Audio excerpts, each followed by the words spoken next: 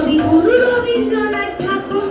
মা গো, আমায় ছুটি দিতে বল, সকাল থেকে করেছি যে মেলা, এখন আমি তোমার ঘরে বসে করবো শুধু পড়া পড়া খেলা। তুমি বলছো দুপুর এখন সবে, না হয় যেন সত্যি হলো তাই।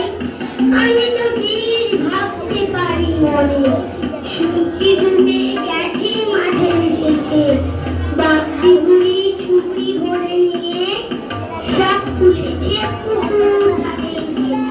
আধার আধার গাছের তলা, খালি হয়ে এলো দিঘির জল। হাটের থেকে সবাই এলো ফিরে, মাঠের থেকে এলো চাষের দল।